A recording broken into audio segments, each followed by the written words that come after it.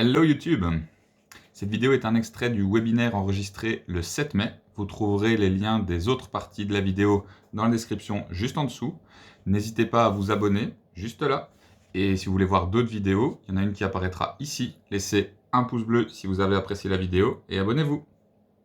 Et pourquoi je vous parle du digital et du commercial aujourd'hui? Parce que ça fait un très long moment que je suis intéressé sur l'internet et comment ça peut booster vos ventes en tant qu'indépendant. Je le suis moi-même, donc j'étais très intéressé par ça. Vous remarquerez ici que sur la première page que je vous présente, on a plusieurs niveaux et on a cette espèce de forme d'entonnoir qui est marquée sur la présentation. Alors, ce qui est le plus important dans la vente en ligne, c'est le trafic.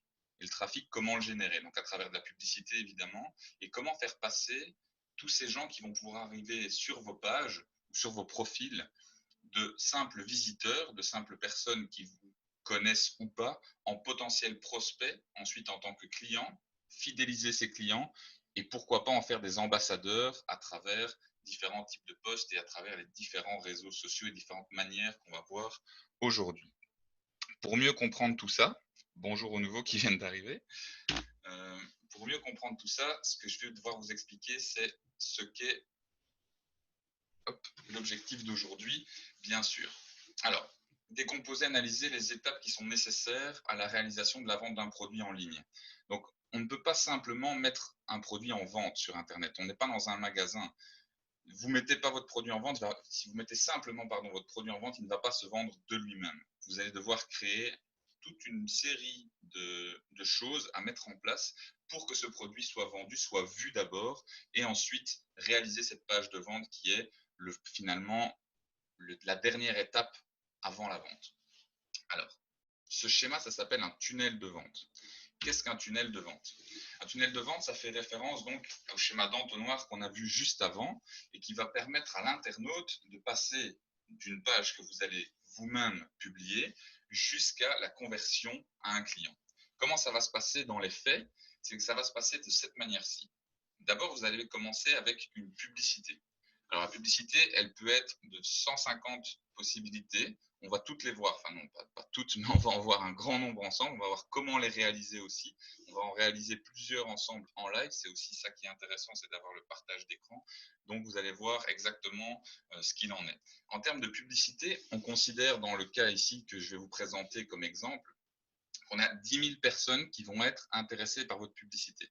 Donc, je parle de 10 000 personnes qui vont cliquer sur votre publicité. Ce n'est pas 10 000 personnes qui ont vu votre publicité. On va justement parler de ça un peu plus tard. La différence entre ce qu'on appelle une publicité le coût par clic, donc le CPC, ou le CPI, le coût par impression. Donc, c'est le nombre de personnes qui vont voir cette publicité sur les différents réseaux. Alors, quand les gens ont cliqué sur la publicité, ils arrivent sur ce qu'on appelle une landing page. Alors, la landing page, c'est la première page de votre publicité. Lorsque quelqu'un clique sur la publicité, il va se retrouver sur votre page d'accueil. Ça peut être la page d'accueil d'un site internet, ça peut être la page d'un événement, comme ce que vous avez fait pour aujourd'hui pour vous inscrire. Ça peut être la page d'un webshop, ça peut être une page qui va permettre de récupérer une adresse email. On va voir tout ça ensemble par la suite. Mais il faut bien comprendre qu'à partir du moment où quelqu'un clique sur la publicité, sur tous les sites, et c'est valable absolument sur tous les sites internet, il y a un taux de rebond de 50%. Ça veut dire que dans les 7 premières secondes où quelqu'un clique sur votre page, il y a 50% des gens qui vont fermer la page. Peut-être parce qu'ils ne sont pas intéressés, peut-être parce que votre page ne les a pas convaincus, premier abord, ils n'ont peut-être pas le temps, etc., etc. Vous comprenez l'idée. Alors, pour passer de la landing page à un achat, donc à un ajout dans le panier, quelqu'un qui va sélectionner votre produit, on va passer sur un taux de 1 à 12%. Ça va varier. Alors, pour le cas de l'exemple ici, j'ai pris 5%. Ça va varier. Pourquoi? En fonction de la pertinence de votre page, la pertinence des gens que vous avez sélectionnés au départ. Est-ce que vous avez bien choisi l'ensemble des clients? Comment vous avez sélectionné les gens? Est-ce que vous avez fait un filtre agressif, c'est-à-dire que vous avez trié un maximum pour avoir uniquement les gens qui sont très intéressés? Ou est-ce que vous avez fait un filtre très large pour que votre publication touche le plus grand nombre de personnes possible? Vous allez voir les avantages et les inconvénients des deux méthodes. Et ensuite, une fois que c'est ajouté dans le panier, on peut se dire, mais c'est bon, alors c'est gagné. On a fait 10 000 personnes qui ont cliqué, on a 250 personnes qui ont acheté. Eh bien, malheureusement pas. Malheureusement, après l'ajout dans le panier, et oui, après l'ajout dans le panier, on a encore 50% des gens qui ne valident pas la commande. Alors, soit parce qu'ils sont dérangés, soit parce qu'ils se disent, c'est pas grave, je vais faire mon achat plus tard, la carte de banque n'est pas à portée de main, etc., etc. Ou aussi potentiellement des gens, et j'avoue que j'en fais aussi partie, qui vont simplement cliquer sur le paiement pour voir les différentes possibilités ou le montant du paiement final, ce genre de choses. Est-ce qu'il y a des coûts qui se rajoutent, éventuellement la manière dont c'est livré. Excusez-moi, ma chaise redescend d'un niveau contre ma volonté. Et après ça, on va pouvoir passer sur éventuellement une deuxième vente. Alors, une deuxième vente, ça va aussi être en fonction de comment vous fonctionnez via votre site internet. Est-ce que vous faites une certaine relance? Est-ce que vous faites une relance automatique? Est-ce que c'est simplement une relance publicitaire? Est-ce que c'est un mailing? On va aussi parler du mailing tout à l'heure. Est-ce que votre mailing il est agressif? Est-ce que votre mailing il est plutôt soft? Est-ce que c'est simplement une newsletter qui va partir une fois par semaine ou est-ce que c'est un suivi qui est personnalisé que vous allez pouvoir paramétrer vous-même? On va en parler, on va voir quelques exemples par la suite. Alors, pour moi, l'étape la plus importante de cet entonnoir, c'est la publicité. Vous allez me dire, OK, c'est le premier niveau, donc c'est assez logique. Tout ce qu'on va faire aussi aujourd'hui, tout ce qu'on va voir, c'est pour augmenter, en tout cas dans la première partie de la formation, c'est pour augmenter le nombre de personnes qui vont arriver sur votre site et donc booster le trafic. Booster le trafic, comment est-ce qu'on va pouvoir faire ça? Alors, comme je vous le disais, c'est donc l'étape la plus importante. Et voilà les différents thèmes que je vais vous proposer aujourd'hui, les différentes choses qu'on va voir aujourd'hui, soit à travers des exemples, soit à travers des cas concrets, éventuellement avec une réalisation interactive. Donc, je vais prendre le contrôle via l'écran pour vous montrer comment créer notamment une pub sur Google, une pub sur Facebook de manière simplifiée, une pub Instagram ou Facebook un peu plus complexe, etc. Alors, il y a le référencement Google, il y a Google Ads, on a Instagram, LinkedIn, Twitter, YouTube, le mailing dont on va parler tout à l'heure, et les différentes façons d'utiliser Facebook de manière professionnelle. Il y en a évidemment beaucoup d'autres. J'ai simplement sélectionné celles qui me semblent le plus pertinentes à l'heure d'aujourd'hui, en commençant par le référencement Google. Alors, le référencement Google, comment ça fonctionne? Le référencement, c'est simple et complexe à la fois. On va d'abord avoir un référencement qui est naturel. Et ça va être une technique d'écriture des pages. Ici, dans l'exemple que j'ai pris pour vous, j'ai simplement tapé « Acheter un ordinateur portable ». Alors, on voit que Coolblue arrive en premier. C'est un site internet de vente en ligne. Vous avez MediaMarkt par la suite, la Fnac et de nouveau Coolblue en 4e position. J'ai mis volontairement un titre « Acheter un ordinateur portable ». Très peu de gens vont taper ça. Vous allez simplement taper ordinateur portable ou vous allez mettre meilleur prix ordinateur portable. Vous allez voir que simplement la façon dont vous allez rédiger votre page va augmenter votre référencement avec le nombre de mots-clés qui seront présents. Ça, c'est une technique très complexe. On peut aller plus loin là-dedans, mais c'est vraiment pas l'objectif aujourd'hui. Vous allez pouvoir trouver des informations assez facilement là-dessus, ou alors vous faites appel à quelqu'un qui est spécialisé dans le référencement et qui va pouvoir augmenter la position de votre site dans ce référencement naturel. On va aussi avoir un référencement qui va être fait par la formulation de vos pages. Alors, quand je parle de formulation, j'aime bien cet exemple-ci. J'ai pris ici 2 vidéos YouTube. Pour ne pas tricher, c'est la même chaîne. Vous le voyez, c'est Scintillor France, c'est mis en dessous. Donc, je ne sais pas si vous voyez ma souris dessus, mais je pense que oui. Donc, Scintillor France, c'est simplement une marque de produits pour la France. Ils ont fait une chaîne YouTube juste pour la France. Et ils ont fait 2 petits tutos. Le premier, c'est vos supports propres pendant 20 ans. Okay. Le deuxième, c'est comment rénover sa cuisine. Merci Isabelle, on voit ma souris, super. Le deuxième, c'est comment rénover sa cuisine en une journée. Et vous voyez le nombre de vues. C'est assez significatif et assez parlant. Alors, la première vidéo était publiée en juillet 2018, la deuxième en mars 2018. Il est clair que ce n'est pas parce qu'il y a 4 mois d'écart entre les 2 vidéos qu'il y a autant de vues de différence, vu qu'on est à 500 vues pour la première et à 365 000 vues pour la deuxième. Donc la première est simplement vue par la base d'abonnés qui regardent peut-être toutes les vidéos ou qui reçoit des notifications des vidéos, puisqu'on voit qu'ils ont 2380 abonnés, ce qui est relativement faible. Mais pour avoir une vidéo qui fait 365 000 vues, on peut appeler ça un petit buzz. Alors essayons de comprendre pourquoi, à travers le référencement naturel, on a autant de gens qui ont vu cette vidéo. Simplement parce que c'est une question qui a été posée. Vous allez me dire comment c'est une question. Le titre de la vidéo est une question. Et c'est assez parlant. Ça se remarque un peu partout. Il faut utiliser cette manière d'écrire dans vos sites. Ça s'appelle c'est une manière blogging. Donc vous répondez à des questions comme si on vous les posait. Pourquoi? Je reviens sur mon slide juste avant. La formulation des pages, c'est d'utiliser la pédagogie répondre aux questions de Siri. Alors, peut-être vous connaissez Siri, peut-être vous ne connaissez pas si vous n'avez pas d'iPhone, mais beaucoup de gens voient de quoi je veux parler. Donc, c'est simplement le petit robot qui est dans votre téléphone et vous pouvez poser une question. Vous dites « Dis Siri » et vous posez votre question. Par exemple, ici, ce serait « Dis Siri, comment je peux rénover ma cuisine ?» Et Siri va vous proposer dans cet top référencement ce type de vidéo. Mais aussi Google, parce que quand vous ne savez pas quoi faire, comment vous pouvez rénover votre cuisine, qu'est-ce que vous faites? Vous tapez sur Google « Comment rénover ma cuisine ?» et vous risquez de tomber sur ce type de vidéo. Et vous allez voir donc un référencement beaucoup plus important et donc beaucoup plus de vues sur ce type de vidéo-là. On remarque aussi que plus il y a de vues sur une vidéo, plus elle est mise en avant par YouTube. Vous imaginez que la vidéo a 519 vues, je ne l'aurais jamais trouvée. J'ai dû passer par la première pour tomber sur la deuxième. Et donc ce type de vidéo-là augmente fortement le référencement de la chaîne. Donc pensez dans votre manière d'écrire, que ce soit vos publications, que ce soit vos articles sur les différents réseaux sociaux, on va y venir un peu plus tard, mais à fonctionner sous forme de questions-réponses parce que vous répondez potentiellement à la question que la personne a tapée dans son référencement et donc vous allez arriver directement dans les premiers résultats et donc vous augmentez votre référencement naturel de cette manière-là. Alors, comment augmenter aussi son référencement? Via le nombre de liens qu'il y a dans la page. Donc, tous les liens que vous allez mettre dans votre page, dans votre article, vont augmenter le référencement parce que ça voudra dire que votre page est légitime, qu'il y a des échanges. Et donc, plus il y a d'échanges et plus il y a de pages qui vont pouvoir le faire. Non seulement des liens dans votre page, mais aussi des gens qui pourraient mettre des liens de votre page dans les leurs. Ça va augmenter la notoriété de la page vis-à-vis de Google. Quand je parle de notoriété, c'est pas parce que vous mettez des liens que vous allez être plus connu de votre voisin. Par contre, Google et son algorithme va vous reconnaître beaucoup plus facilement et donc va mettre votre page plus haut dans son référencement naturel.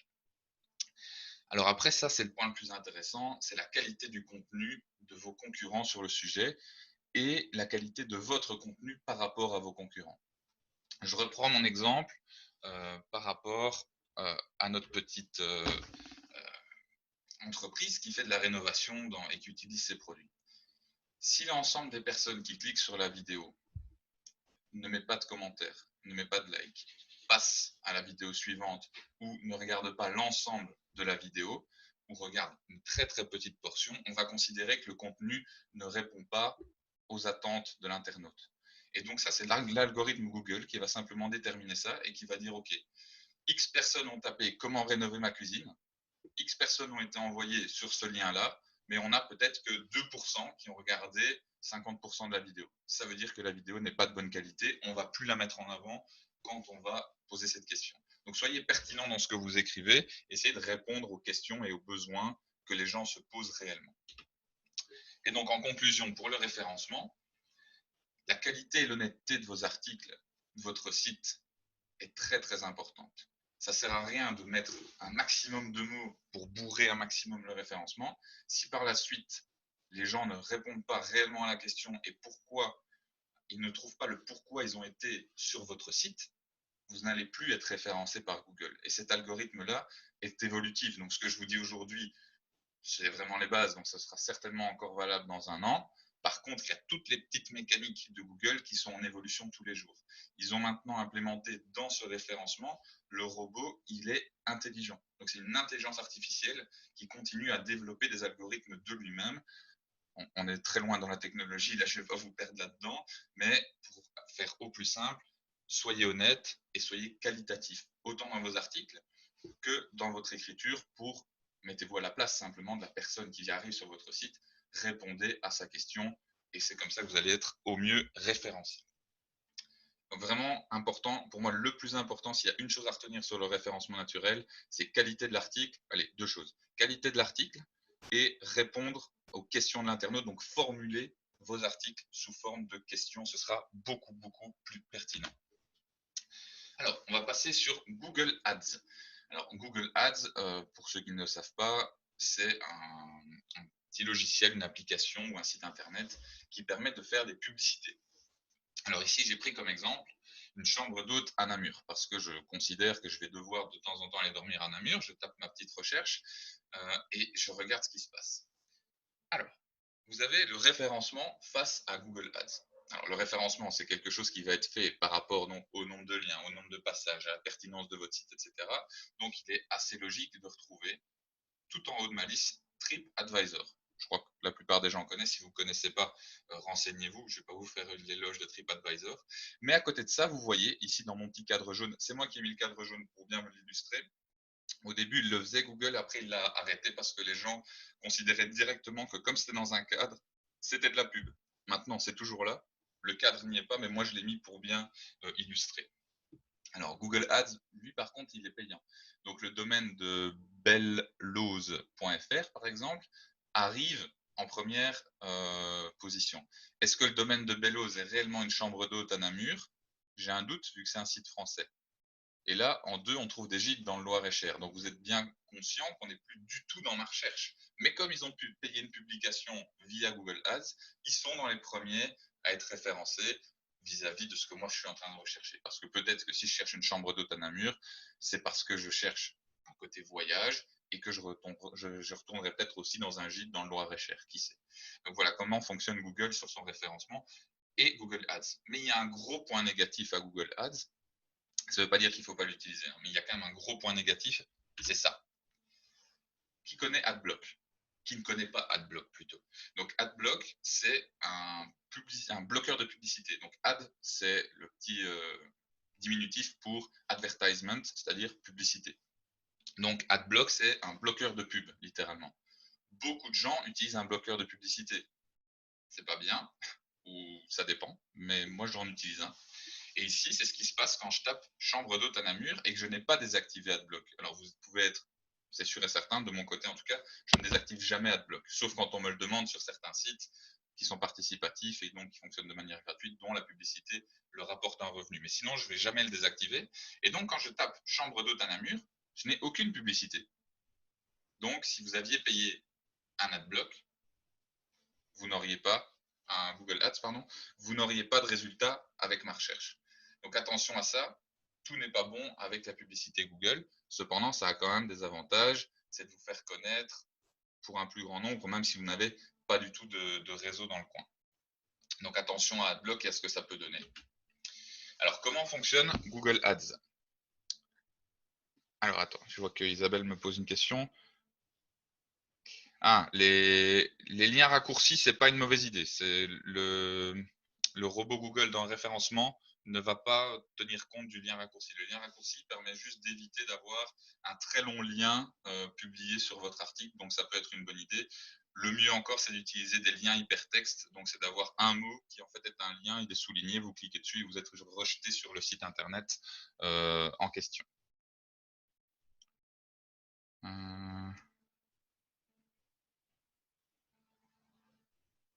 Je ne connais pas le site internet qui est posé. Donc la question d'Isabelle, c'était, bon, vous le voyez dans le chat, hein, c'est trouver un site pour voir toutes les questions qui sont posées. Il y a énormément de sites qui permettent ce genre de choses. Je n'en ai pas un sous la main, mais je pourrais vous en trouver un et vous l'envoyer. Ah oui, petite chose que je n'ai pas dit en début de formation, je vous envoie par la suite toute la présentation en PDF. Donc pas forcément obligé de noter ce qui se passe sur votre écran, restez concentré sur ce que je dis. Et puis tout ça, vous le recevrez en PDF par email avec éventuellement une ou deux questions comme celle-ci si je trouve, je vous envoie ça. Ah, vous voyez pas la question d'Isabelle. Ah, Isabelle m'a mis la question en privé, c'est pour ça. C'est pour ça, ok. Voilà, les questions d'Isabelle, je vais les republier à tous. Hop, pardon, voilà, j'avais pas vu. Non, il n'y a pas de souci, il n'y a pas de souci. Je crois qu'on peut parler pour tout le monde, ce sera plus simple. Comme ça, si jamais je réponds à une question, les autres les auront vu avant. Ok, retour à Google Ads. Alors, Google Ads, petit rappel, attention à AdBlock, on ne sait jamais, et il faut en tenir compte au moment où on fait sa publication. Tous les gens qui sont un peu plus avancés dans l'utilisation de l'informatique, je ne me considère pas du tout comme un champion du monde de l'informatique, mais quand on passe beaucoup de temps en ligne, on est vite embêté par les publicités, et donc on a recours assez facilement à un bloqueur de pub. Donc, si vous êtes par exemple dans le domaine informatique et de manière assez précise dans l'utilisation des programmes, etc., que vous voulez vendre un programme, vous n'allez pas le faire via Google Ads parce que la plupart des gens que vous cherchez auront un bloqueur de publicité. Par contre, ici, dans le cas d'une recherche de chambre d'hôte, il y a beaucoup de chances qu'il y ait des gens qui n'utilisent pas de bloqueur de publicité, qui fassent quand même des recherches. Donc ici, j'ai pris le cas et un exemple de Namur, justement, et je vous montre un petit peu les différentes fonctionnalités. Donc on peut paramétrer via Google Ads le rayon d'impact autour de son entreprise. La taille de l'audience se trouve ici en haut à droite. Alors, c'est une audience potentielle, hein. Attention à ce qu'ils vous mettent. Ne vous dites pas non plus, ça y est, j'ai 3 millions de personnes. C'est 3 millions de visites. Parce que vous imaginez bien qu'il n'y a pas 3 657 000 personnes qui habitent dans un rayon de 36 km autour de Namur. Vous connaissez tous un petit peu la densité de population qui existe en Belgique. Si on a 3 millions de personnes là-dedans, ou en tout cas 3 millions de personnes qui utilisent Internet, ça me semble vraiment énorme. Donc, gardons un petit peu les pieds sur terre face à ce que Google nous présente. Alors après ça, on va pouvoir définir et rédiger notre annonce avec un petit aperçu qui est très bien fait, qui se trouve ici dans ce cadre-ci, qui vous permet de choisir un petit peu tout ça. Donc ici, titre 1, titre 2, et vous allez pouvoir voir comment ça évolue. On va passer en live dans quelques instants pour en réaliser une ensemble. Hop. Et là, vous pouvez choisir la tarification. Évidemment, c'est quasiment la partie la plus importante. On en parle un petit peu plus ensemble parce qu'on va passer en live de suite. Voilà. Alors, je suis sur Google Ads et ici, je vais pouvoir choisir ce que je vais faire.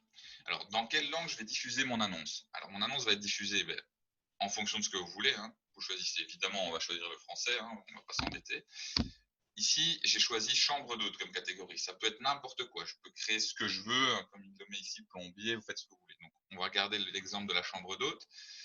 Alors ici, j'ai choisi des produits et des services qui vont faire la promotion. Donc, c'est des mots-clés que les gens vont taper et qui vont les référencer par rapport à mon annonce. Donc, chambre d'hôte, chambre de charme, bed and breakfast, enfin B&B, donc pour bed and breakfast, chambre double, etc. En faisant suivant, j'arrive sur la deuxième page.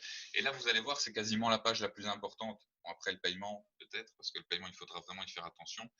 C'est en fonction de ce que vous allez rédiger ici, votre petit encart publicitaire arrive sur la gauche et va changer. Donc, j'ai mis chambre d'hôte à Namur. Je peux mettre chambre d'hôte à Namur, Citadelle, par exemple. Hop. Et là, vous voyez directement que mon titre change sur le côté. Ah, là, j'ai dépassé les 30 caractères, donc il va me punir, il va me dire que c'est pas possible, il met qu'une partie du mot. Donc, on va retirer Citadelle et on pourra le mettre dans le deuxième ou le troisième titre où j'ai déjà mis Bed and Breakfast, centre-ville vue sur Citadelle, etc. Vous pouvez aussi avoir un petit descriptif. Vous avez votre site internet qui arrive au milieu et en dessous un petit descriptif qui est mis. Vous pouvez aussi aller dans les 90 caractères là. Plus vous allez en mettre, plus l'encart va être grand. Ne chargez pas trop, vous comprenez l'idée, je pense, d'Internet. Le but, c'est pas de mettre des annonces publicitaires qui font ça sur l'écran des gens. C'est un petit peu trop encombrant. Donc, soyez concis et soyez intéressant dans votre publicité. Et juste en dessous, vous allez pouvoir mettre mon site internet.be. Vous mettez votre site et directement, quand les gens vont cliquer, ils seront renvoyés dessus, bien évidemment, mais surtout, ils auront déjà une vue de ce qu'est votre site ici. Donc, si mon site internet.be vendait, par exemple, à la place ici d'une chambre d'hôte, le titre, c'est chambre d'hôte namur.be, c'est pertinent. Par contre, si le nom de votre site internet, c'est ordinateur.be et que le titre, c'est chambre d'hôte, il y a un problème. Donc, essayez de rester assez simple dans le nom de votre site ou alors vous mettez simplement le nom du lieu et là, ça peut passer. Mais n'ayez pas de contradiction entre votre publicité et le nom de votre site internet. OK. En faisant suivant, on arrive sur le budget. Et là, il y a quand même quelque chose à faire, plusieurs choses à faire où il faut faire attention, pardon. Donc là, vous pouvez choisir votre propre budget. Donc ici, on va mettre 5 € quotidien. Donc attention, c'est par jour, bien sûr. Et là, il vous met le nombre de personnes que vous allez pouvoir toucher. Et là, le nombre de clics par annonce. Et c'est ici qu'il faut faire vraiment le plus attention. Alors, le nombre de clics, c'est une estimation. Donc, il ne vous garantit pas pour 5 euros d'avoir entre 190 et 340 clics par mois, parce que c'est 5 euros par jour. Donc, en plus, on est à 152 euros par mois. Donc, on considérera, prenons 300 clics, on va être généreux, prenons 300 clics, ça voudra dire qu'on est à 50 cents par clic. Okay, donc, il faut en tenir compte. Et ce n'est qu'une estimation. Donc là, vous pouvez définir votre budget. Une fois que vous avez choisi ça, 5 euros, faites suivant. Et là, c'est simplement la facturation. Je ne vous embête pas. Vous avez un petit résumé sur votre zone, voir si vous n'êtes pas trompé. De nouveau, votre annonce apparaît ici. Un petit rappel quotidien, un petit rappel par mois. Assez simple. Vous validez, c'est envoyé. Donc, ce n'est pas très compliqué, mais il faut quand même faire attention qu'au niveau coût, ça peut très très vite monter. Et on n'a pas trop de contrôle sur le nombre de clics via Google Ads, en tout cas. Ok, on repasse sur la présentation. Est-ce que ça va pour vous, Google Ads? Vous étiez déjà familier avec ça? Quelqu'un a déjà fait des publications dessus?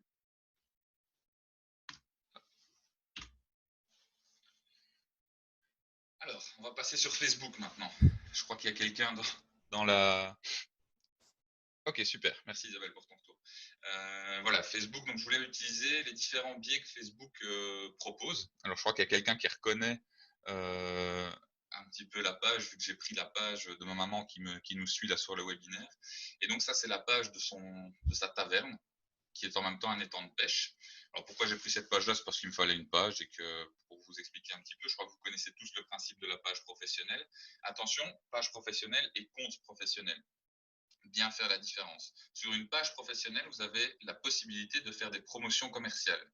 Sur un compte professionnel, donc imaginons vous mettez, je prends mon exemple, Florent Thierry Pro. Florent Thierry Pro qui peut inviter des gens, qui est une personne physique qui peut inviter des gens, ne pourra pas faire la publicité directement pour son magasin. C'est interdit. Il faut utiliser une page parce que la page est destinée commercialement. Donc elle ne va pas réagir de la même manière via Facebook et Facebook va vous détecter assez rapidement et va vous proposer de passer en page au lieu de garder un compte. Qui plus est, votre compte est limité à 5000 amis.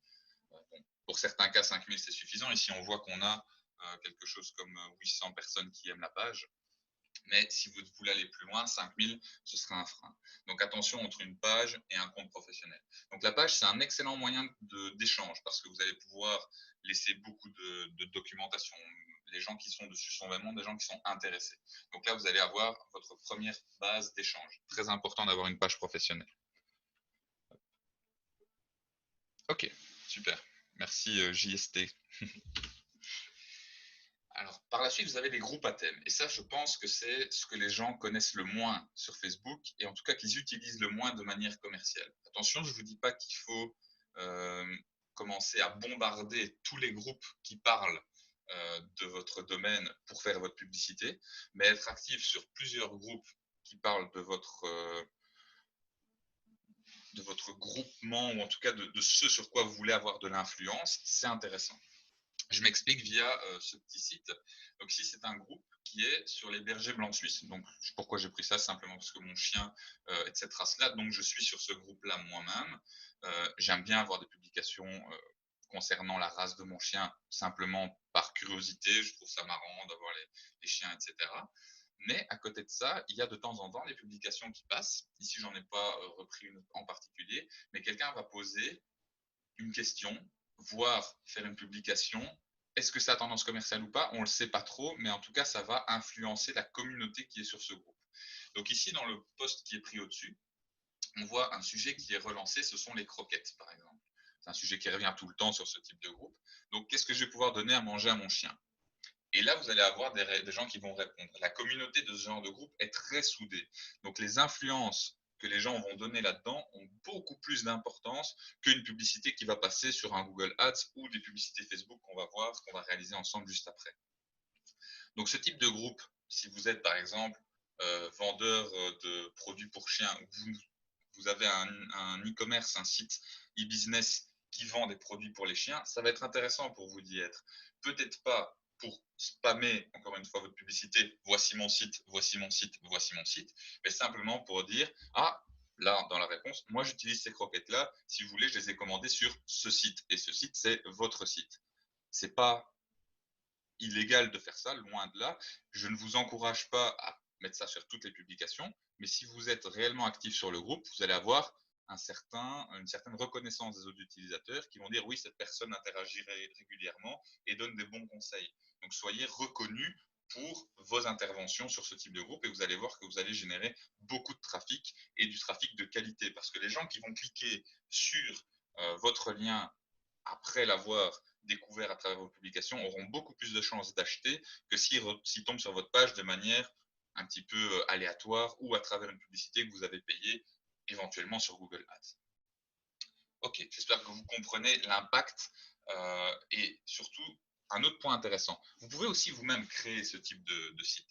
Imaginons que je suis fan du berger blanc suisse, mais je suis en Belgique, donc la page berger blanc suisse en Belgique n'existe peut-être pas, parce qu'il y a des rassemblements de personnes qui veulent faire rencontrer leurs chiens quand ils ont la même race, éventuellement pour les accoupler, parce que c'est une race protégée, etc. Vous pouvez créer ce groupe-là, pas forcément être le seul à l'animer, laisser les gens parler entre eux, et ça en devient un forum d'échange. Et là, vous avez en plus de ça une source de clients potentiels, de nouveau, à ne pas spammer commercialement, parce que les gens vont vite se lasser de ce que vous dites, mais vous avez une réelle source de trafic, et encore une fois, du trafic de qualité. Exactement. Merci Jenny. Les publicités sont interdites. Donc, comme le dit Jenny dans le chat, vous pouvez répondre en termes de questions, mais ne mettez pas publicité, publicité. Vous allez juste vous faire jeter du groupe en 2 secondes par l'administrateur s'il est réactif. Donc, sauf si c'est vous l'administrateur, mais si vous le faites, les gens vont se désintéresser de votre groupe. Donc, soyez malin avec ça. Alors, comment est-ce qu'on peut créer une publicité sur Facebook? Vous avez, comme sur Google Ads, le choix de l'audience, la durée, le budget, mais aussi l'objectif de votre publicité. Hop, on a 2 possibilités pour créer une pub sur Facebook, soit directement via Facebook, soit via Ads Manager. On va repasser en live et je vais vous expliquer ça.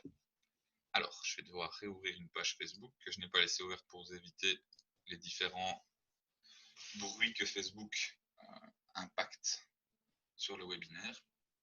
Alors là, je suis sur ma page, donc c'est une page que j'ai créée il y a assez longtemps pour la randonnée, qui n'est absolument pas à but commercial, c'était simplement pour partager avec les gens certaines photos de mes vacances. Et j'ai la possibilité, vous le voyez ici, donc ça se passe uniquement sur les pages. Donc de nouveau, il faut que vous ayez une page pour en faire la publicité. Et vous pouvez choisir de promouvoir cette page. En cliquant sur promouvoir, vous allez avoir plusieurs possibilités.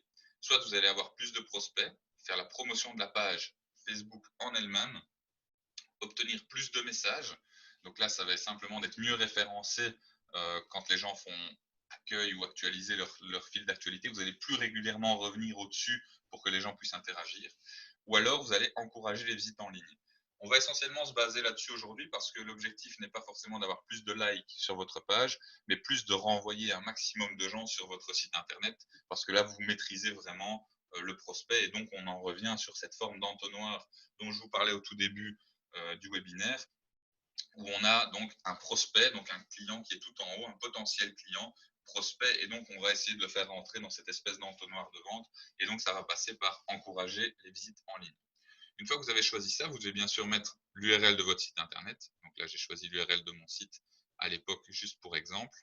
Vous pouvez réaliser votre publicité, votre petit encart publicitaire ici, et vous pouvez simplement écrire votre petit texte pour pouvoir, le texte se trouve ici, pour pouvoir le modifier et vous faites, voilà, test formation. Vous voyez, ça va être changé automatiquement sur ce qui se trouve ici. Donc soyez concis de nouveau, ça reste une publication, donc ça va arriver, comme vous le voyez ici dans le fil d'actualité sur un ordinateur, vous pouvez choisir où ça peut se trouver, une boîte de réception, éventuellement Instagram, etc. Mais vous êtes quand même limité dans les options si vous utilisez cet outil-ci, donc directement la publicité via le site Facebook. Donc on a moins de publicité moins de possibilités en choisissant la publicité via Facebook, mais on en a quand même quelques-unes. Vous pouvez aussi choisir un intermédiaire de ciblage, c'est-à-dire ici, je ne sais pas pourquoi je suis ciblé sur les États-Unis, je peux modifier ça. Hop.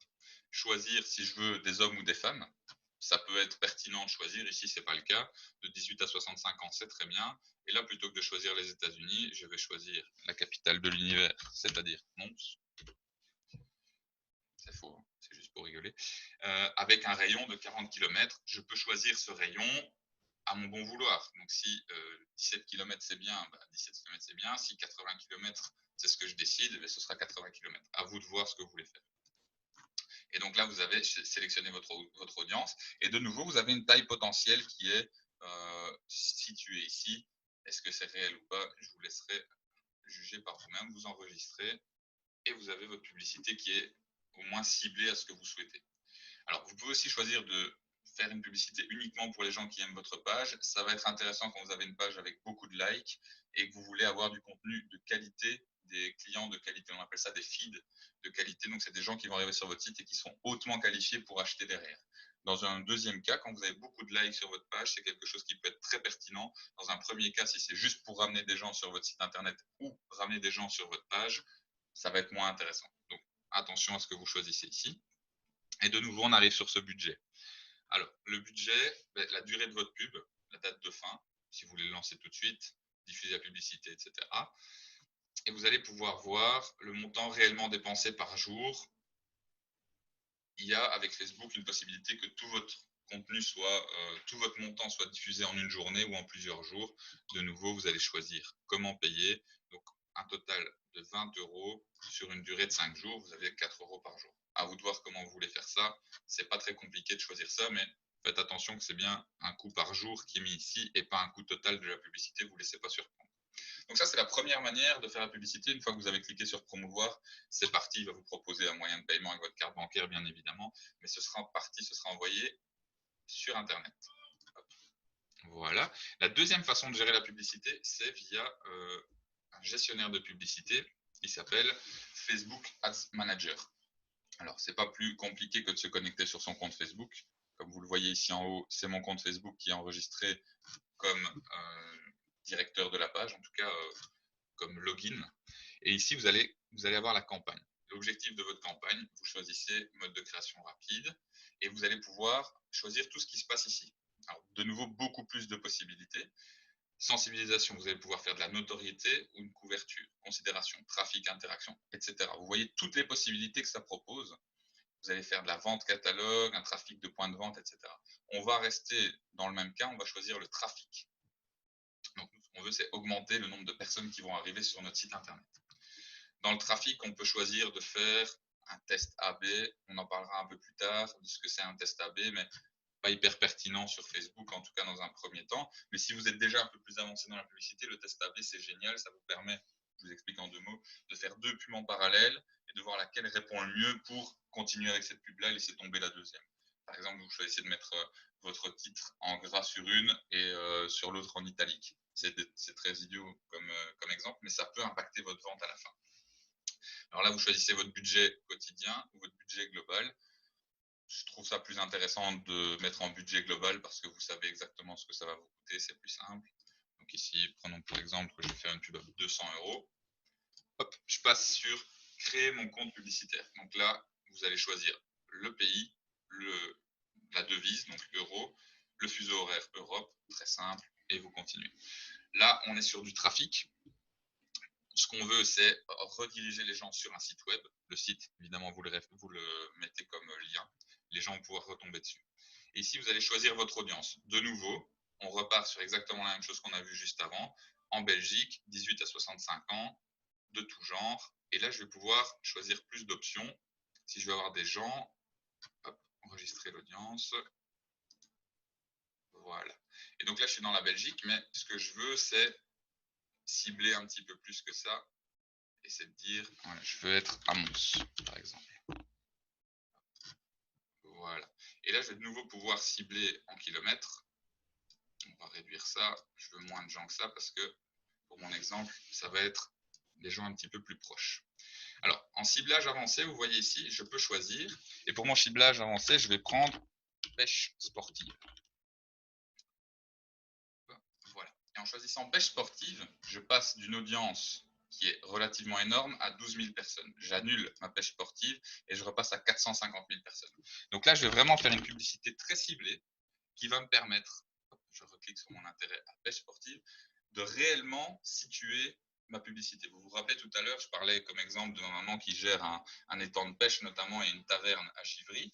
En faisant une publicité comme ça, elle va réellement avoir un impact sur les gens qu'elle va pouvoir amener si elle fait un concours de pêche, par exemple. Un concours de pêche ciblé sur des gens qui ont déjà aimé des pages de pêche sportive. C'est-à-dire que Facebook, dans son algorithme, va proposer de situer directement, uniquement, cibler directement des gens qui auront déjà liké des pages de pêche sportive, des concours de pêche, etc. Alors, petite question d'Isabelle. Oui, promouvoir la page ou obtenir plus de prospects. Dans les deux cas, tu obtiendras plus de likes. Mais les likes en lui-même n'est pas, faut pas voir le like de la page Facebook comme un saint graal. C'est bien d'avoir des gens sur la page Facebook, mais c'est mieux d'avoir des prospects sur votre site internet directement. Maintenant, si votre page Facebook est votre seul visuel, en effet, il est intéressant d'augmenter le nombre de likes. Il y a différentes manières de le faire, mais la publicité Facebook en est une. Alors, le placement, là, on va passer sur quelque chose d'intéressant. Soit vous mettez votre placement automatique et vous laissez faire l'algorithme et vous ne choisissez rien. Je ne suis pas pour, même si c'est ce qu'il recommande. Ce que je vous propose, c'est plutôt de faire un placement manuel. Et un placement manuel, ça va être à vous justement de cibler votre audience et comprendre un petit peu quel type de personne vous avez. Vous pouvez choisir si... Hop, on va tout décocher. Et on va choisir par... Ah oui, là, il va me forcer à garder Messenger parce qu'il en faut au moins un. Donc, dans un premier temps, je vais parler uniquement de Facebook et d'Instagram. Messenger, je trouve ça. Moi, je ne fonctionne pas du tout avec des pubs Messenger. Je trouve que c'est un peu intrusif d'envoyer par message privé une pub. Dans certains cas, ça peut être bon. Dans le cas ici, d'un concours de pêche, est-ce que ça va fonctionner? J'ai un doute. Mais de nouveau, chacun son idée là-dessus. Au moins, je vous explique simplement comment ça fonctionne. Alors, ici, on voit que si j'ai Facebook et Instagram, j'ai 12 000 personnes de touchées. Si je décoche Facebook, j'ai plus que 5 000 personnes. C'est assez simple à comprendre.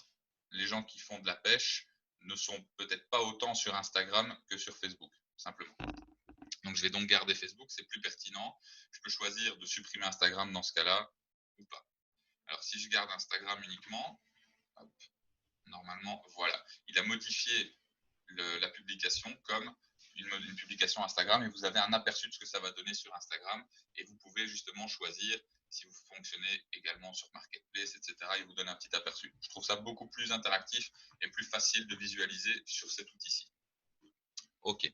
Alors par la suite, on est de nouveau sur quand la publier, etc. Choisir les dates.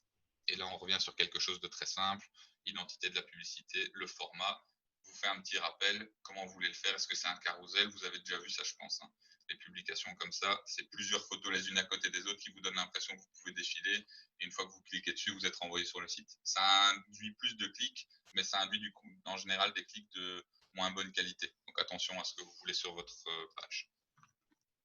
Hop, voilà. Ici, vous avez les différentes publications. De nouveau, un aperçu de ce que ça donnera sur Instagram. Si je n'ai pas mis de photo, donc il n'y en a pas, mais vous avez le cadre. C'est assez interactif. Je trouve ça beaucoup plus facile à prendre en main que... non, c'est pas plus facile, mais plus clair à prendre en main que l'outil Facebook.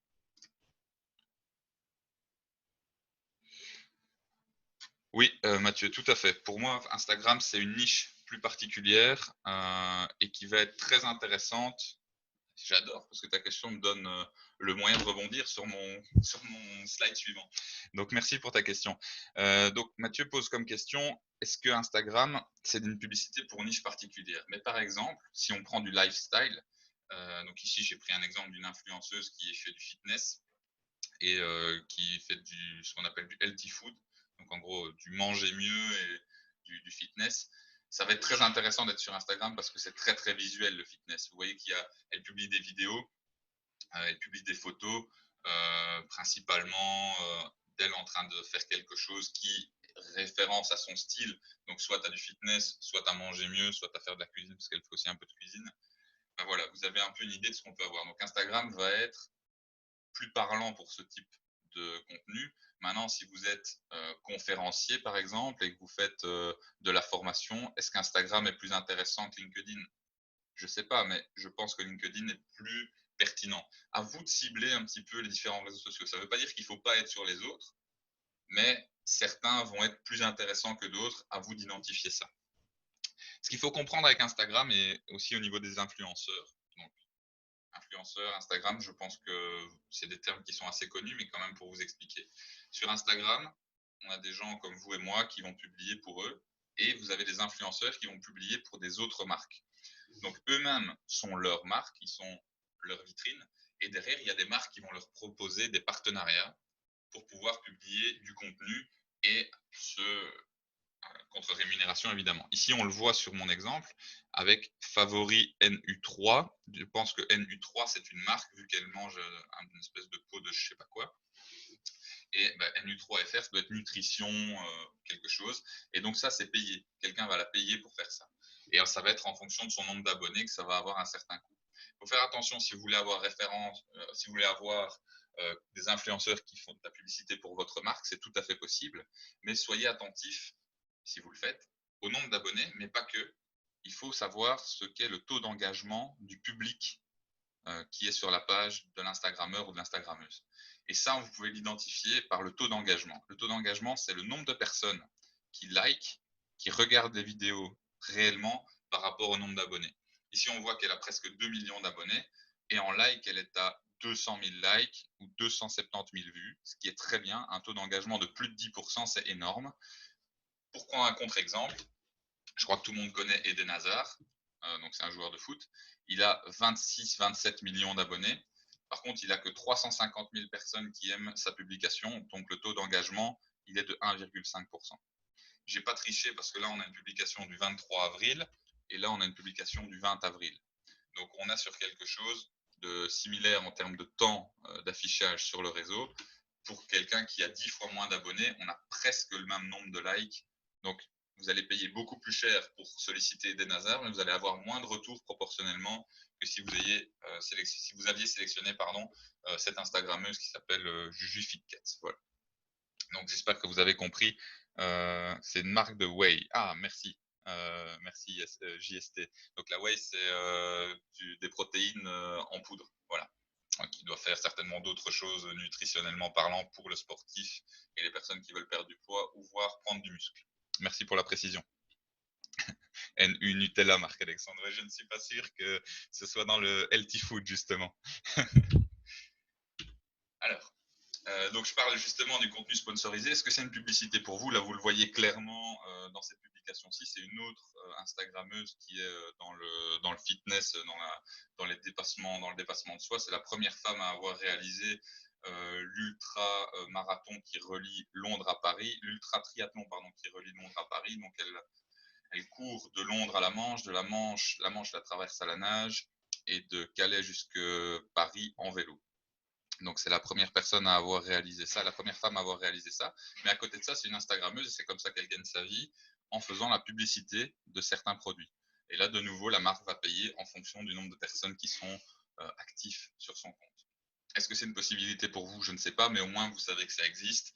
Et vous pouvez, si vous identifiez un Instagrammeur qui est influenceur dans votre domaine, éventuellement le ou la solliciter avec différents types de partenariats. En général, ils ont des agents qui s'occupent d'eux à un certain niveau, mais si vous êtes sur quelque chose d'un peu plus restreint ou sur quelque chose de plus local, ça peut être un échange de services notamment. Alors, là, on est sur le mauvais côté des publicités des réseaux sociaux. Pour mieux comprendre, il faut que vous compreniez ce qu'est le dropshipping. Alors, le dropshipping, c'est pas un gros mot. Il y a beaucoup de gens qui pensent que c'est forcément de l'arnaque quand c'est du dropshipping. Le dropshipping, c'est quoi? C'est simplement utiliser un produit que l'on n'a pas. Donc, ce n'est pas un produit que vous avez en stock, mais c'est une entreprise qui va le mettre à disposition en stock pour vous. Notamment Alibaba fait beaucoup ça. Et vous allez faire une page pour vendre ce produit-là. Et à travers ça, les gens vont pouvoir acheter. Vous commandez sur le site qui stocke le produit et c'est eux qui envoient à votre client sans la facture. Par exemple, pour ce projecteur, c'est un exemple, je ne connais pas exactement les tarifs, mais pour ce projecteur, il est fort à parier que la personne qui le vend va le payer 20 €. Vous, parce que vous avez vu cette page de vente qui est séduisante, ou pas, à vous de voir, vous allez payer 75-77 €. Vous payez à l'intermédiaire, l'intermédiaire paye à Alibaba et Alibaba vous l'envoie sans facture, sans mention que ça vient d'Alibaba ni rien. C'est un accord de principe entre le dropshipper pardon, c'est la personne qui achète et Alibaba. Excusez-moi. Voilà. Alors, pourquoi je trouve ça c'est mauvais? L'image n'est pas mauvaise parce que c'est le principe du commerce. D'acheter un produit à un certain prix et de le revendre plus cher en faisant sa publicité, ça, il n'y a aucun problème. Après, on peut discuter de est-ce que c'est honnête d'acheter ça à 20 euros et de le revendre à 75. J'en sais rien, je n'ai pas exactement les tarifs, donc je ne saurais pas vous dire. À vous d'en juger. Par contre, ce qui est absolument malhonnête, c'est d'utiliser les réseaux sociaux comme vous le voyez ici. Ça, c'est un screenshot qui se trouve sur la gauche que j'ai eu sur mon propre Twitter. Et sur mon propre Twitter, on voit que la personne qui est ici a publié, je vous le traduis pour ceux qui ne sont pas à l'aise avec l'anglais, mon copain, mon petit copain, nous a eu un mini projecteur et ça a amené nos soirées films dans un autre niveau. Donc ça nous a donné beaucoup plus de confort, c'est plus intéressant, etc. Et là, vous voyez qu'elle a pris, donc la personne qui a publié ça, a pris des photos comme si c'était, elle a publié ça comme si c'était elle qui prenait les photos. Ensuite, dans les commentaires, vous allez cliquer pour voir ce que c'est, parce que vous êtes intrigué. Vous dites, c'est marrant, un mini projecteur, pourquoi pas. Vous cliquez dessus et le premier commentaire, c'est beaucoup de gens me l'ont demandé, donc si vous voulez, voici le lien du site. Et là, vous cliquez sur le lien et vous tombez sur ce qui se trouve ici à droite. Alors, soit vous êtes une bonne poire, vous ne faites pas attention, vous faites avoir, ou soit vous comprenez tout de suite qu'il y a un problème, parce que les photos de la publication du mini projecteur qu'elle fait passer pour des photos qu'elle a prises elle-même sont les photos de vente. Regardez, c'est la même, et c'est la même. Donc, bon, il faut pas être là, c'est vraiment mal fait, c'est pas très recherché, mais ça veut dire que la personne n'a même jamais eu le projecteur. Sinon, elle aurait pris une photo elle-même en main. Donc, c'est quelqu'un qui fait la publicité pour un produit qu'elle n'a même pas testé. Et là, on peut vraiment se poser une question sur est-ce que c'est positif ou pas pour la vente sur les réseaux. Je pense que non. Et je pense que vous devez absolument éviter ce type de principe, ce type de placement. C'est le même principe que le placement de produits sur un groupe Facebook. Ah oui, oui, là c'est Twitter, mais ça peut être exactement la même chose sur un groupe Facebook, Aurore. Tu as tout à fait raison. Alors, autre chose. Et là, on va parler sur du qualitatif. Donc, totalement l'opposé de ce que je viens de vous présenter. C'est le contenu freemium. Alors, le contenu freemium, je pense que c'est la meilleure manière de faire de la publicité sur Facebook, sur Internet, pardon, notamment via Facebook, via YouTube. Alors, ici, c'est quelqu'un que je ne connais pas, hein, c'est juste pour l'exemple. Je n'ai pas pris de leçon de piano, je suis nul en musique. Et donc, vous allez voir, j'ai simplement tapé sur YouTube « Jouer du piano pour débutants ». Hop, on repasse sur mon écran. Et je suis tombé là-dessus. Cours de piano pour débutants. Je vous évite de lancer la vidéo, ça n'a pas d'intérêt. Par contre, ce qui est intéressant à voir, c'est qu'il a 3 233 000 vues sur sa vidéo. Déjà, on repense au référencement naturel. Si je veux jouer du piano sur Facebook, sur YouTube, je tape apprendre à jouer du piano ou comment jouer du piano ou débutant, et vous voyez que c'est tous des mots qui tombent dans son titre. Donc très très bon référencement naturel sur sa vidéo. Et je vous parlais du freemium. Le freemium, c'est de proposer un contenu gratuit qui va amener la personne, l'internaute, à cliquer éventuellement sur votre lien pour arriver sur votre site. Et par la suite, après avoir convaincu, après avoir déjà montré la qualité de votre travail, la personne va pouvoir acheter.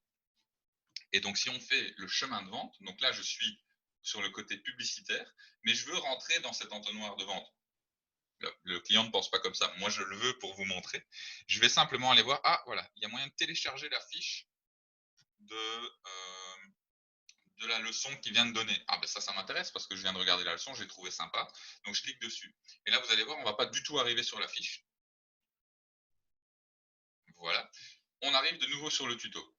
Donc, on revient sur la leçon de piano. Très bien. Où est-ce que je peux télécharger ma fiche?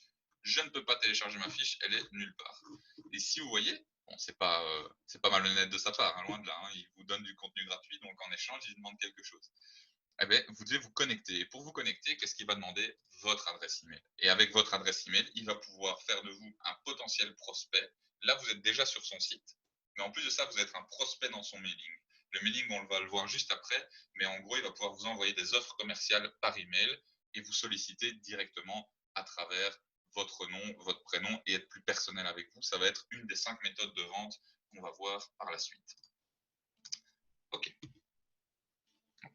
On repasse sur notre présentation.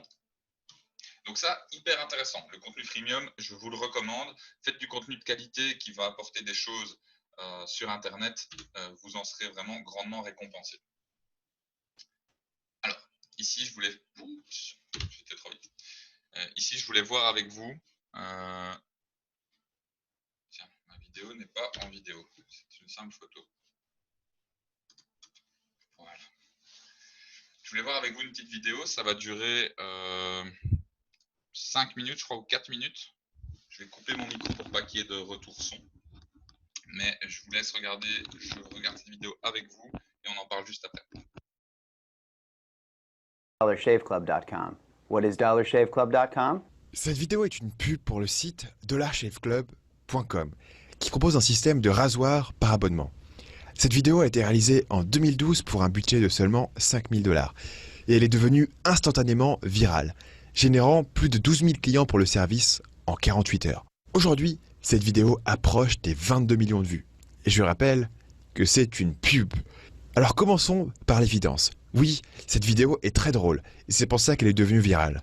Mais il ne suffit pas de faire une vidéo marrante pour générer 12 000 clients en 48 heures sur un nouveau business. Pour avoir de tels résultats, il faut aussi que la vidéo contienne un pitch de vente redoutablement efficace.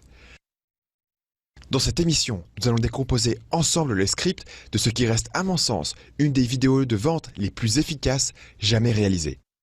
Je suis Stanislas Leloup de marketingmania.fr et cette vidéo est publiée en partenariat avec Webmarketing.com. Hi, I'm Mike, founder of DollarShaveClub.com.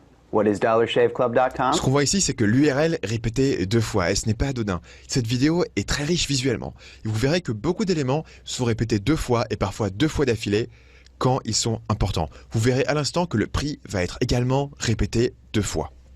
Well, for $1 a month, we send high-quality razors right to your door. Yeah, $1. Are the blades any good? No. Our blades are f***ing great.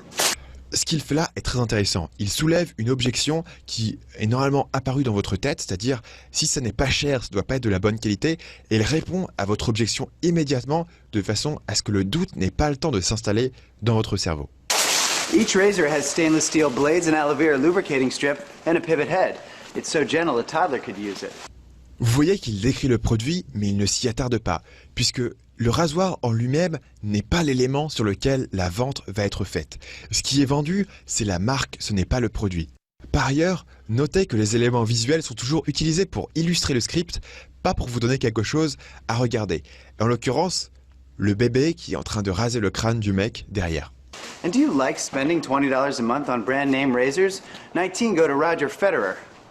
I'm good at tennis. Ce qu'il fait là est très subtil. Il suggère que vous payez trop cher par rapport à ce que vous recevez. C'est un argument très fort puisque personne n'a envie d'être pris pour un pigeon. Et sur la surface, ça semble rationnel, alors qu'en fait c'est un argument profondément émotionnel qui fait que vous avez peur de vous faire arnaquer. Et donc cet alignement d'un élément rationnel et d'un élément émotionnel est un argument de vente extrêmement puissant. Notez aussi que tout au long de la vidéo, le fondateur de la boîte, qui est aussi l'acteur principal, est constamment tourné en dérision et de façon très subtile. Ici, par exemple, il manque la balle de tennis qu'on lui envoie. Cette approche permet d'adoucir le côté très direct et presque arrogant du script. Notez qu'il est difficile de maintenir l'attention des gens sur une vidéo. Vous verrez donc que tout au long de la vidéo, la caméra est en mouvement permanent de gauche à droite pour vous donner un sens de progression. I think your razor needs a vibrating handle, a flashlight, a back scratcher, and 10 blades? Your handsome-ass grandfather had 1 blade and polio. Looking good, pop up! Ce qu'il fait là est également très subtil. Vous avez l'impression qu'il vous dit quelque chose, encore une fois, de rationnel en vous disant que vous n'avez pas besoin de tout ça sur votre rasoir, mais à la fin, il vous met une petite pique où il fait référence à votre grand-père, et ce qu'il fait là, c'est jouer sur l'ego masculin, en suggérant que les hommes, les vrais, n'ont pas besoin d'un rasoir aussi compliqué. Stop paying for shave tech you don't need. And stop forgetting to buy your blades every month. Ce que vous voyez ici, c'est 2 choses. D'abord, il renforce encore une fois l'idée que vous surpayez, puisque vous vous souvenez que je vous l'avais dit au cours de la vidéo, comme il y a beaucoup de choses qui se passent, tous les éléments importants vont être répétés 2 fois. La deuxième chose qu'il fait, c'est qu'il introduit un nouvel élément qui est que vous allez oublier d'acheter vos lames de façon normale. Le but de cet élément, c'est de créer un sentiment de reconnaissance. C'est de vous faire dire « Ah oui, c'est vrai, je me suis déjà retrouvé dans cette situation. » Alejandro and I are going to ship them right to you.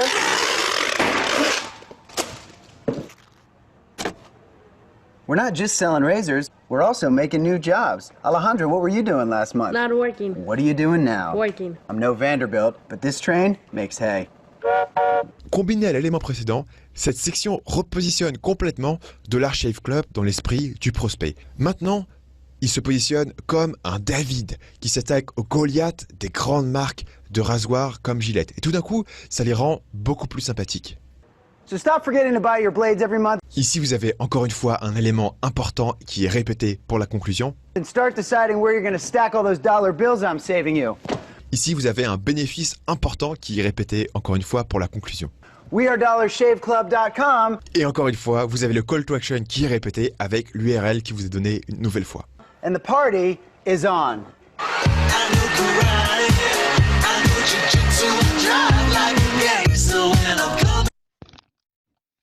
Voilà, petite vidéo sympa. Déjà, je vous invite à aller voir sur YouTube la page de Marketing Mania. Donc, c'est un groupe, c'est une page Facebook qui regroupe 300 000 personnes aujourd'hui. Je pense, 345 000 personnes. Vraiment une excellente page qui peut apporter beaucoup de choses si vous êtes intéressé par tout ce qui est marketing, web marketing, écriture des pages de vente, etc. Alors, qu'est-ce qu'on peut retirer comme enseignement de ce type de vidéo et pourquoi je vous l'ai montré? Je vous l'ai montré parce que il n'a pas fait ça avec énormément de budget. Il y a 5 000 € qui sont passés dans cette publicité. 5 000 $ exactement. Pour quel résultat? Mais voilà. En 2012, 5 000 $, 12 000 clients sont inscrits en 48 heures. Ça a continué par la suite, mais ça a vraiment explosé dès le début. Et 4 ans plus tard, donc en juillet 2016, il a vendu pour 1 milliard à Unilever son entreprise. Donc, je vous dis pas ça pour vous mettre de la poudre aux yeux et de vous dire de vous lancer dans le business de rasoir, mais c'est parti uniquement d'une vidéo sur YouTube. Il n'y a pas eu de publicité télé, ça a fonctionné uniquement via YouTube et via les réseaux sociaux. Ça, c'est le pouvoir et la puissance de la publicité sur les réseaux. Si vous faites quelque chose de pertinent, en plus là c'est comique, donc ça fait passer le mot et ça a rendu le contenu viral. Mais réellement, cette publicité, elle est hyper bien pensée. Vous avez la description qui sera dans le PDF si vous voulez revoir la vidéo et réécouter l'explication pour voir tous ces points et éventuellement tirer des leçons si vous voulez vous-même faire quelque chose de pertinent dans la publicité de votre entreprise ou de votre persona, que l'on va voir ensemble juste après. Il y a une autre manière de faire de la pub qui est de s'inspirer des autres. Et là, vous voyez, je ne vais pas vous montrer une autre vidéo, mais ça, c'est Chris, qui est fondateur de dollarbeardclub.com. Donc, juste avant, c'était dollarshaveclub.com. Donc, en gros, pour 1 $, vous avez la barbe rasée, vous faites partie du club. Et là, c'est si vous avez une barbe et que vous avez aussi besoin de produits. Donc là, c'est pour entretenir la barbe et avant, c'était pour la couper. Vous pouvez aussi trouver ça. Donc, lui, ce qu'il a fait, ce monsieur qui s'appelle Chris, il a simplement créé un site internet. Par la suite de la réussite de Dollar Shave Club, il a copié entièrement la vidéo. La vidéo est un tout petit peu plus longue, mais il a copié entièrement la vidéo pour dire si vous avez une barbe et que vous êtes un vrai homme, vous pouvez aussi avoir vos produits, vos lotions pour la barbe, d'entretien, les shampoings, etc., les huiles dont vous avez besoin. Et lui, donc, il a surfé sur la réussite de la première vidéo pour en faire la publicité de son entreprise. C'est très malin parce qu'il n'y a pas besoin d'identifier un potentiel buzz par rapport à ce que vous allez faire et à jouer sur quelque chose de nouveau, mais simplement de recopier ce qui a déjà fonctionné et de le mettre à votre sauce pour le rendre aussi amusant. Alors, je vous parlais tout à l'heure du mailing. Qu'est-ce que c'est le mailing? C'est le fait de récupérer des emails à travers différents outils de capture qu'on va voir par la suite à travers les pages de vente et de pouvoir faire de la publicité comme ça. C'est le dernier biais de publicité dont je vais vous parler, le dernier biais de publicité direct dont on va parler aujourd'hui. Et notamment le mailing automatique, ça va être d'utiliser quelque chose comme Sarbacane, Sendingblue, Mailchimp éventuellement ou System.io. Personnellement, j'utilise System.io pour faire des campagnes de mail. Alors ça peut être soit une newsletter. Une newsletter, c'est quelque chose qui va partir toutes les semaines ou tous les mois et qui va donner les nouveautés dans votre entreprise. Par exemple, si vous faites de l'événementiel et que vous avez deux soirées spéciales sur le mois, vous allez pouvoir les publiciter dans cette newsletter. Par contre, si vous faites de la vente, un cycle de vente plus agressif, et là je vous ai pris un exemple, j'ai créé une adresse email spécifique, je me suis inscrit à un seul site, et en un seul site, vous voyez que depuis le 26 avril jusqu'à hier, parce que j'ai pris ce screenshot là hier, vous avez quand même bon nombre d'emails qui viennent, et vous le voyez ici, tout le temps de la même personne. Donc ça, est-ce que c'est trop? À vous de voir. Peut-être que oui, peut-être que non. Ça va dépendre de votre secteur d'activité. Moi, personnellement, ça ne me donne pas envie forcément d'acheter plus, de recevoir autant d'emails. Ça me donne juste envie de le mettre dans les spams, mais c'est ma façon de penser. Peut-être que chez vous, ça vous parlera plus, ou qu'en fonction de votre business, c'est pertinent ou pas. Ça peut être l'offre du jour. Si vous avez un certain type de commerce ou de commerce en ligne, tous les matins, vous envoyez le produit qui est en promo, pourquoi pas. Mais je vous dirais, attention, en envoyant trop de mails, vous risquez de vous faire mettre automatiquement par les boîtes mail dans les spams et donc de perdre toute la pertinence de votre mailing list. Les listes email, ça a une vraie valeur. Il y a des gens qui les rachètent. Ne faites jamais ça, ne vendez pas, parce que maintenant, avec les règles de protection des données, c'est interdit. Mais malheureusement, c'est encore des pratiques qui existent. Mais donc, faites attention que créer la liste mail de vos clients, c'est une vraie plus-value pour votre entreprise, parce que vous allez pouvoir les contacter de manière facile et en grand nombre sans dépenser d'argent, parce que les emails, c'est gratuit. La vidéo est terminée. J'espère que ça vous a plu. Si vous souhaitez voir d'autres vidéos, il y en a une qui apparaît juste là. Vous abonnez, c'est ici. Laissez-moi un commentaire en dessous pour me dire si vous avez apprécié. Utilisez aussi cet espace pour me laisser les sujets que vous souhaiteriez voir abordés sur la chaîne. Et je vous dis à bientôt.